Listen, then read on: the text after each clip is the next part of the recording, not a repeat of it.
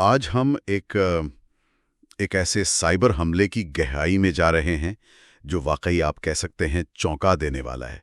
ذرا سوچئے، کوئی حملہ آور تقریباً 2 مہینے تک کسی تنظیم کے نیٹ ورک میں چھپا بیٹھا رہا، کسی کو پتہ ہی نہیں چلا۔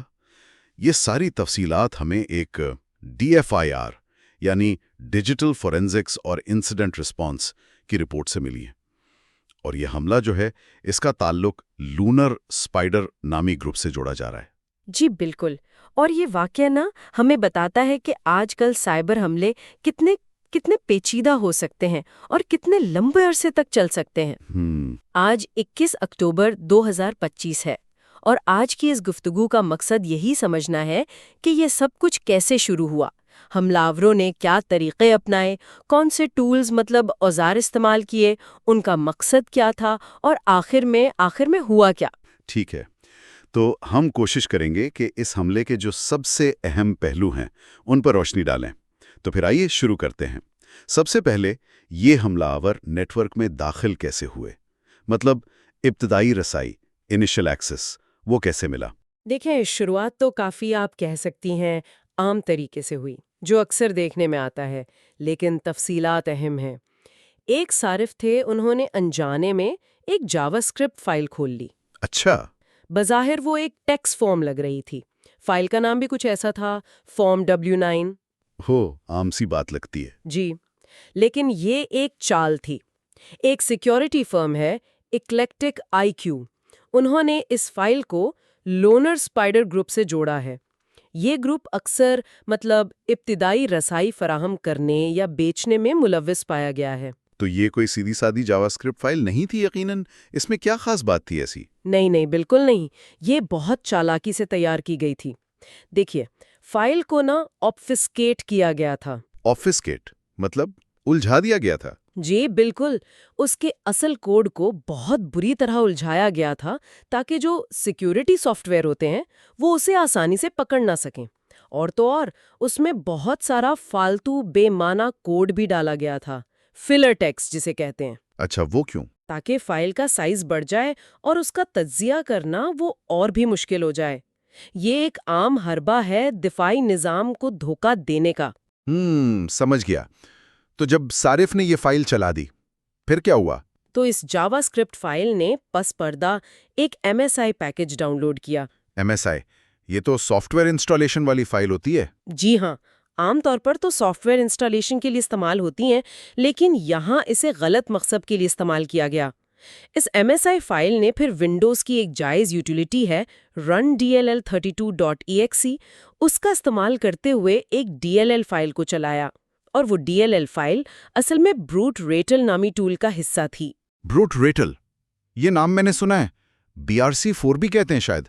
یہ کیا چیز ہے؟ جی، BRC4 یہ ایک کمرشل کمانڈ اینڈ کنٹرول یا C2 فریم ورک ہے۔ اصل میں تو یہ سیکیورٹی ٹیسٹنگ یعنی پینیٹریشن ٹیسٹنگ کے لیے بنا ہے، لیکن حملہ آور استعمال کرتے ہیں؟ بالکل، بدقسمتی سے سائبر حملہ آور بھی اسے بہت زیادہ استعمال کرتے ہیں۔ یہ انہیں متاثرہ سسٹم پر پورا کنٹرول دے دیتا ہے اور وہ مزید کارروائیاں کر سکتے ہیں۔ اور کیا اسی بروٹ ریٹل نے پھر وہ لیٹروڈیکٹس میلویئر سسٹم میں ڈالا؟ جی ہاں، بالکل۔ بروٹ ریٹل کا جو لوڈر تھا اس نے لیٹروڈیکٹس میلویئر کو چلایا اور اسے ونڈوز کے ایک بنیادی پروسیس explorer.exe میں انجیکٹ کر دیا۔ انجیکٹ یعنی اس کے اندر چھپا دیا؟ جی، پروسیس انجیکشن کا یہی مطلب ہے۔ میلویئر خود کو ایک جائز پروگرام کے اندر چھپا لیتا ہے تاکہ وہ نظروں میں نہ آئے۔ اب یہ لیٹروڈیکٹس جو تھا اس کیس میں ورژن 1.3 تھا، یہ خود ایک ڈاؤن لوڈر میلویئر ہے، یعنی اس کا کام ہے مزید خطرناک میلویئر لانا۔ اچھا۔ اور اس کا تعلق iSide ID نامی ایک بہت بدنام بینکنگ ٹروجن بنانے والوں سے ہے۔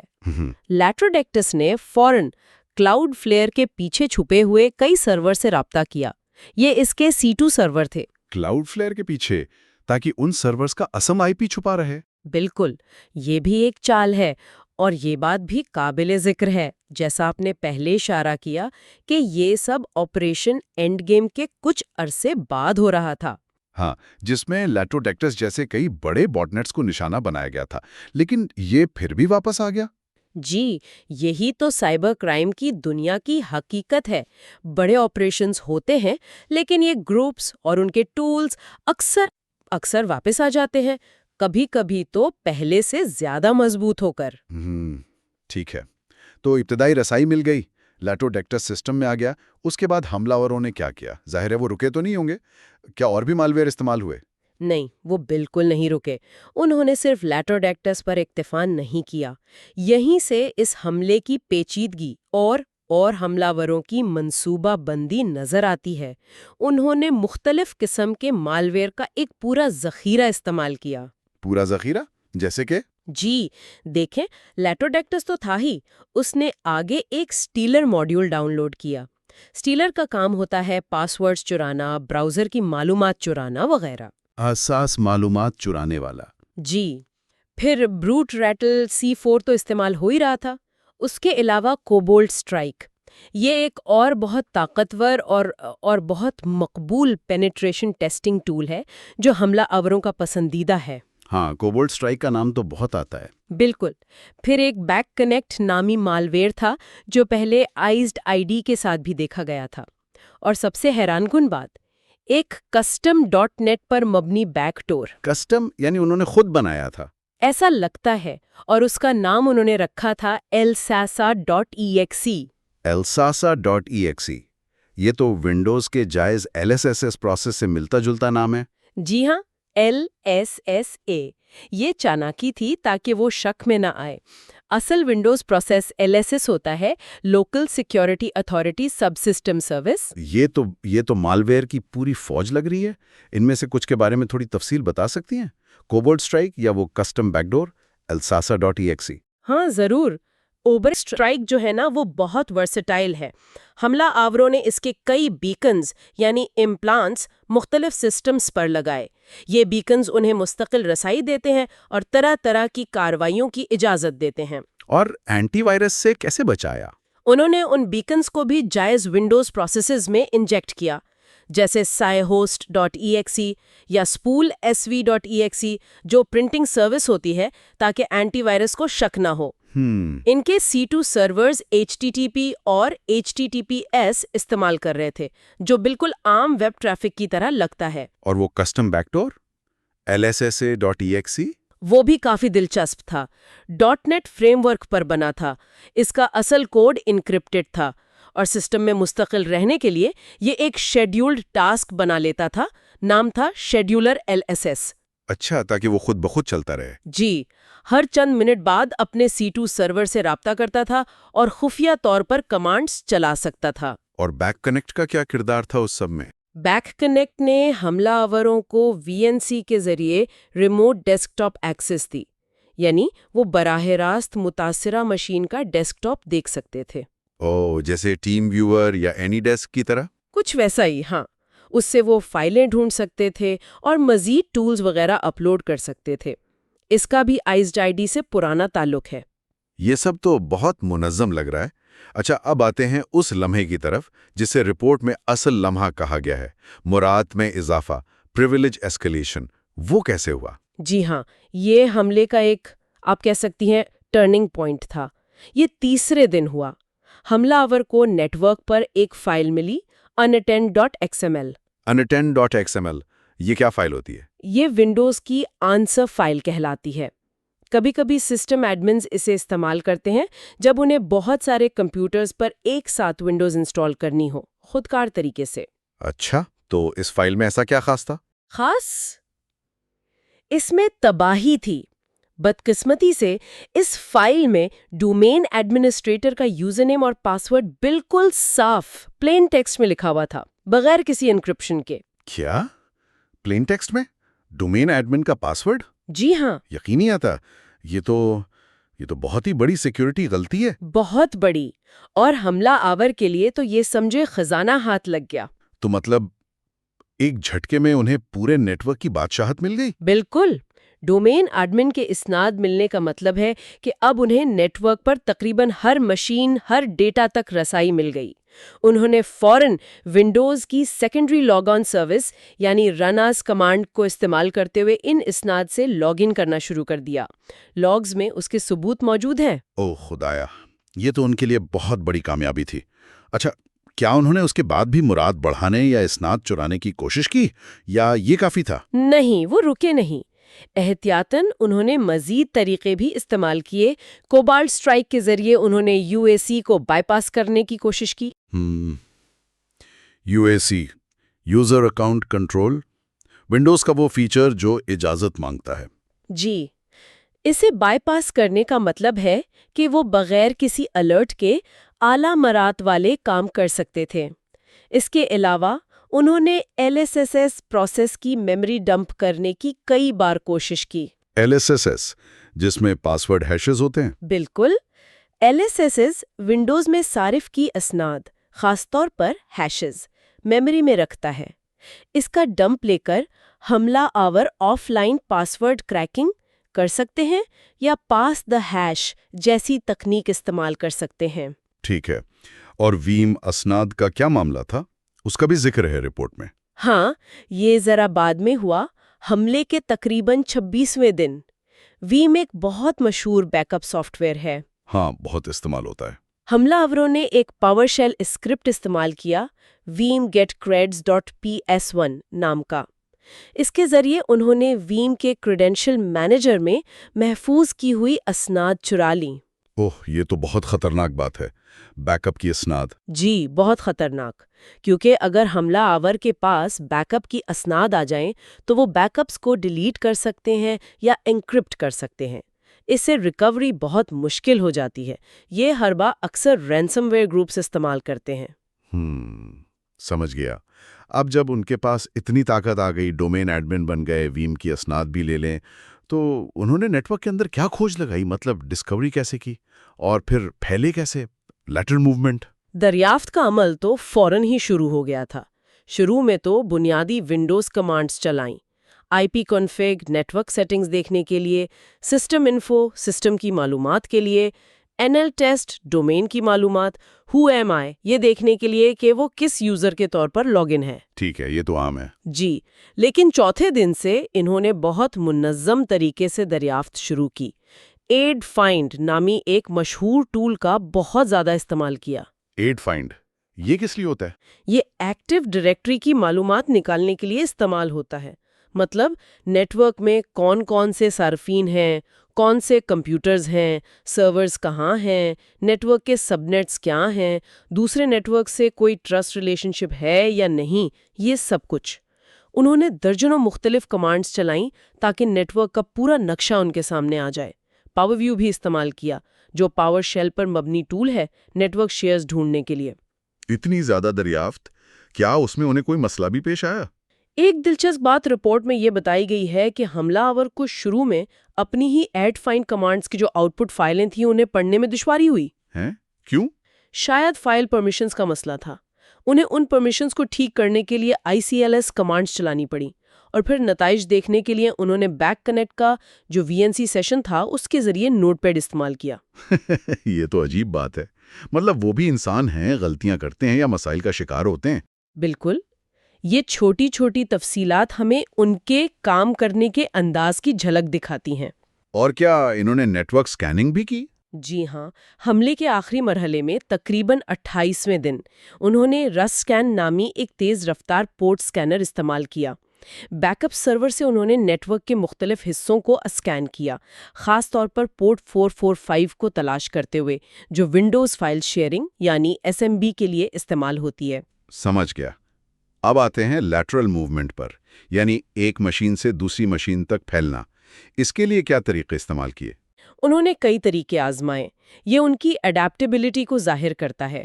پہلے WMIC استعمال کرنے کی کوشش کی، Windows management instrumentation command line, وہ ناکام رہی۔ اچھا۔ پھر PSExec استعمال کیا۔ یہ سس انٹرنل سوٹ کا ایک مشہور ٹول ہے، یہ کامیاب رہا۔ PSExec تو بہت عام ہے ایڈمنز میں بھی۔ جی بالکل، انہوں نے اسے استعمال کرتے ہوئے کوبالٹ اسٹرائک کو ڈومین کنٹرولر، فائل سرور اور بیک اپ سرور تک پہنچایا۔ پھر انہوں نے زیرو لاگ آن کا فائدہ اٹھانے کی کوشش کی، CV2020-1472۔ زیرو لاگ آن، وہ تو بہت خطرناک کمزوری تھی۔ جی ہاں، بہت سنگین۔ اس کے لیے انہوں نے کسٹم ٹول zero.exe استعمال کیا۔ یہ کمزوری انہیں ڈومین کنٹرولر کا پاسورڈ ریسیٹ کرنے کی اجازت دے سکتی تھی۔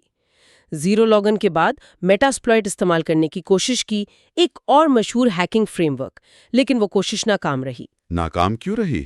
رپورٹ میں تفصیل نہیں، شاید C2 کنیکشن نہیں بن پایا۔ آخر میں چونکہ ان کے پاس ڈومین ایڈمن کی اسناد تھی ہی، تو سب سے آسان طریقہ استعمال کیا۔ بالکل، RDP یعنی ریموٹ ڈیسک ٹاپ۔ وہ براہ راست ایک مشین سے دوسری مشین پر لاگ ان کر رہے تھے، اور اسی دوران ان کا اپنا ہوسٹ نیم جو کہ VPS-Today-32220LE تھا، وہ لاگز میں نظر آ گیا۔ اچھا، تو ان کے اپنے سسٹم کا نام لیک ہو گیا؟ جی، جس سے ان کے ممکنہ مول یعنی وہ کہاں سے کام کر رہے تھے اس کا کچھ اندازہ ہو سکتا ہے۔ ٹھیک ہے، اب اتنے لمبے عرصے تک تقریباً 2 مہینے انڈیٹیکٹڈ رہنا، یہ کیسے ممکن ہوا؟ انہوں نے اپنی موجودگی کو مستقل کیسے بنایا؟ پرسسٹنس اور دفاعی نظاموں ڈیفنس ایویژن کو کیسے چکمہ دیا؟ مستقل رہنے کے لیے یعنی پرسسٹنس کے لیے انہوں نے 2 اہم طریقے استعمال کیے۔ ایک تو ونڈوز رجسٹری میں ایک رن کی بنائی۔ اچھا، جو سسٹم سٹارٹ ہوتے ہی چل جائے۔ جی، یہ ان کے بروٹ ریٹل DLL کو چلا دیتی تھی۔ دوسرا، وہ جو کسٹم .NET بیک ڈور تھا LSSA.exe، وہ ایک شیڈیولڈ ٹاسک بنا لیتا تھا جو اسے خود بخود چلاتا رہتا تھا۔ اور دفاع سے بچنے کے لیے؟ اس کے لیے جیسا ہم نے پہلے بات کی، پروسیس انجیکشن ایک بہت اہم تکنیک تھی، اپنے مالویئر کو جائز پروسیسز میں چھپانا۔ اس کے علاوہ انہوں نے اپنے استعمال کردہ آدھے سے زیادہ ٹولز اور ڈاؤن لوڈ کی گئی فائلیں کام ختم ہونے کے بعد ڈیلیٹ کر دیں، تاکہ ثبوت مٹ جائیں۔ بالکل، تاکہ فورینسک تجزیے میں کم سے کم ثبوت ملیں۔ شروع میں جو جاوا اسکرپٹ فائل استعمال ہوئی تھی، اس کی آبفسکیشن اور مختلف مالویئر پیلوڈز کی انکرپشن، یہ سب بھی دفاع سے بچنے کی کوششیں تھیں۔ کمانڈ اینڈ کنٹرول C2 کے بارے میں کچھ بتائیں۔ کیا ان کا C2 سیٹ اپ بھی اتنا ہی متنوع تھا جتنا ان کے مالویئر تھے؟ جی ہاں، بالکل، یہ بھی ان کی کامیابی کا ایک اہم راز تھا۔ انہوں نے کسی ایک C2 چینل پر انحصار نہیں کیا۔ لیٹروڈیکٹس کے لیے الگ C2 تھے جو کلاؤڈ فلیئر کے پیچھے تھے، بروٹ ریٹل کے لیے الگ تھے جس میں Tyke.io جیسی API گیٹ وے سروس بھی استعمال ہوئی۔ Tyke.io، یہ تو جائز سروس ہے۔ جی، وہ کسٹم بیک ڈور cloudmary.com سے رابطہ کرتا تھا، اور کوبالٹ اسٹرائک کے اپنے HTTP یا HTTPS سرورز تھے۔ یہ ڈائیورسٹی انہیں لچک دیتی تھی، اگر ایک C2 چینل بلاک ہو جائے تو وہ دوسرا استعمال کر سکتے تھے۔ یہ دفاع کرنے والوں کے لیے ایک بڑا چیلنج بن جاتا ہے۔ سمجھ گیا۔ اب آتے ہیں سب سے بڑے سوال پر۔ اتنی محنت کی، اتنی رسائی حاصل کی، کیا انہوں نے ڈیٹا چوری کیا، ایکسفلٹریشن، اور اگر کیا تو کیسے؟ جی، انہوں نے کامیابی سے ڈیٹا چوری کیا۔ یہ کارروائی حملے کے 20ویں دن ہوئی۔ 20ویں دن؟ یعنی رسائی ملنے کے کافی بعد؟ جی، اس کام کے لیے انہوں نے ArcLone نامی یوٹیلیٹی کا استعمال کیا۔ ArcLone، یہ تو کلاؤڈ سٹوریج سنک کرنے کا ٹول ہے، بہت سے لوگ استعمال کرتے ہیں۔ بالکل، یہ اصل میں ایک جائز اور بہت مقبول ٹول ہے، لیکن حملاور اسے اکثر ڈیٹا چوری کرنے کے لیے استعمال کرتے ہیں۔ انہوں نے چالاکی یہ کی کہ ArcLone کا نام بدل کے SciHosts.exec رکھ دیا تھا۔ SciHosts.exec، یہ بھی ونڈوز کے جائز SciHosts.exec سے ملتا جلتا ہے۔ جی، تاکہ شک نہ ہو۔ تو ArcLone کو استعمال کیسے کیا انہوں نے؟ انہوں نے کوبالٹ اسٹرائک کے ذریعے ایک فائل شیئر سرور پر کچھ فائلیں ڈالیں۔ ArcLone خود، جو اب SciHosts.exec تھا، اس کی کنفیگریشن فائل arclone.conf اور کچھ اسکرپٹس start.vbs run.bat اسے چلانے کے لیے۔ کنفیگریشن فائل میں کیا تھا؟ اس میں ایک FTP سرور کی تفصیلات تھیں، IP ایڈریس تھا 45.135.232.3، ڈیٹا یہاں بھیجا جانا تھا۔ پھر رن بیٹ اسکرپٹ نے ArcLone کو استعمال کرتے ہوئے فائل شیئر سرور کی پوری ڈرائیو E سے ڈیٹا کو اس FTP سرور پر منتقل کرنا شروع کر دیا۔ پوری ڈرائیو E؟ جی، اس ڈیٹا کی منتقلی میں کوئی خاص بات؟ 2 باتیں قابل ذکر ہیں۔ پہلی، FTP کنفیگریشن میں ایک صارف نام دیا گیا تھا J.O. بائیڈن سے شروع ہونے والا۔ J.O. بائیڈن؟ جی، لیکن جب ٹریفک کا تجزیہ کیا گیا تو پتا چلا کہ پہلی کوشش میں ایک ٹائپو کی وجہ سے نامکمل صارف نام استعمال ہوا جو ناکام رہا۔ انہوں نے پھر اسے ٹھیک کر کے دوبارہ کوشش کی۔ ہاں، پھر سے انسانی غلطی۔ جی، دوسری بات، یہ ڈیٹا کی منتقلی تقریباً 10 گھنٹے تک جاری رہی۔ 10 گھنٹے؟ اتنا زیادہ ڈیٹا؟ لگتا تو یہی ہے۔ انہوں نے کچھ فائل اقسام کو خارج کیا تھا جیسے .exe .dll وغیرہ، اور فائل کے سائز اور عمر کی بنیاد پر فلٹرز بھی لگائے تھے، جس سے ظاہر ہوتا ہے کہ وہ جانتے تھے کہ انہیں کیا چاہیے۔ 10 گھنٹے کا ڈیٹا کا اخراج، اور کسی کو پتہ نہیں چلا؟ بظاہر نہیں۔ یہ تو بہت ہی سنگین بات ہے۔ تو آخر میں اس پورے حملے کا خلاصہ کیا ہے؟ اس کی ٹائم لائن اور اثرات کیا رہے؟ خلاصہ یہ ہے کہ یہ ایک بہت طویل اور پیچیدہ حملہ تھا۔ مئی 2024 میں شروع ہوا۔ حملہ آور تقریباً 2 ماہ تک نیٹ ورک کے اندر موجود رہے، جسے ڈویل ٹائم کہتے ہیں۔ ان کی سرگرمی منظم تھی لیکن وقفے سے ہوتی رہی۔ C2 سے رابطہ، پھر دریافت، پھر لیٹرل موومنٹ، پھر اسناد کی چوری، اور آخر میں بڑے پیمانے پر ڈیٹا کا اخراج۔ سب سے اہم واقعات میں وہ unattend.xml فائل سے ڈومین ایڈمن اسناد کا ملنا، متعدد جدید میلویئر اور ٹولز کا استعمال، اور R-کلون کے ذریعے کامیاب ڈیٹا چوری شامل ہیں۔ آخر کار تنظیم انہیں اپنے نیٹ ورک سے نکالنے میں کامیاب رہی۔ لیکن اس سب میں سب سے حیران کن بات کیا تھی آپ کے خیال میں؟ سب سے حیران کن بات، جس کا آپ نے بھی پہلے اشارہ کیا، وہ یہی تھی کہ اتنی گہری رسائی، ڈومین ایڈمن کنٹرول، اتنا لمبا ڈویل ٹائم، اس سب کے باوجود انہوں نے رینسم ویئر تعینات نہیں کیا۔ ٹھیک ہے، یہ واقعی ایک اہم نقطہ ہے۔ تو آئیے اس ساری گفتگو کے جو اہم ترین نتائج ہیں انہیں ایک بار پھر دہرا لیتے ہیں۔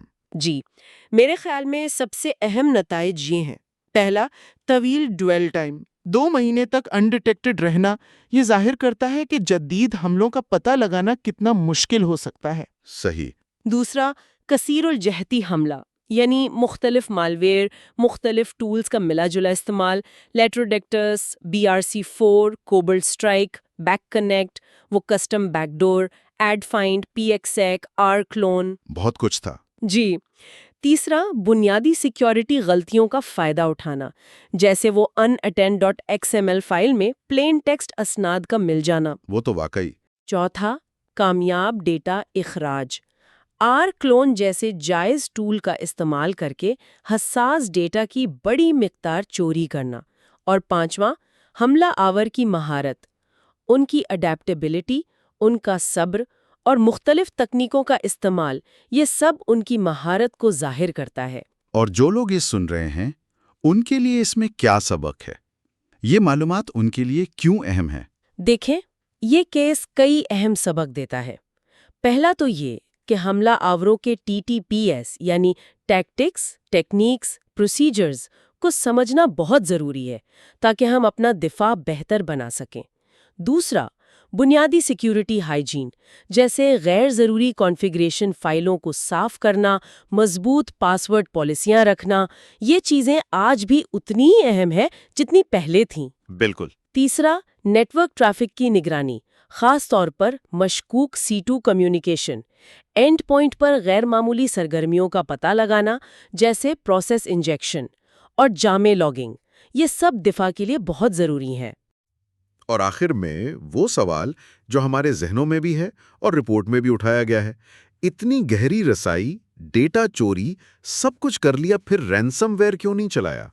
یہ واقعی $1 ملین کا سوال ہے۔ کئی امکانات ہو سکتے ہیں۔ کیا یہ حملہ صرف جاسوسی کے لیے تھا، انٹیلیجنس اکٹھا کرنے کے لیے؟ ہو سکتا ہے۔ یا کیا حملہ آور ایکسس بروکر تھے جن کا مقصد صرف رسائی حاصل کر کے اسے کسی دوسرے گروپ کو بیچنا تھا، شاید کسی رینسم ویئر چلانے والے گروپ کو؟ یہ بھی ممکن ہے۔ یا پھر کیا ان کا منصوبہ تھا رینسم ویئر تعینات کرنے کا، لیکن کسی وجہ سے وہ ناکام ہو گئے یا انہیں وقت سے پہلے ہی نکال دیا گیا؟ اس کا حتمی جواب شاید ہمیں کبھی نہ ملے، لیکن یہ ہمیں سوچنے پر ضرور مجبور کرتا ہے کہ ہر حملے کا مقصد صرف پیسہ کمانا نہیں ہوتا، مختلف محرکات ہو سکتے ہیں۔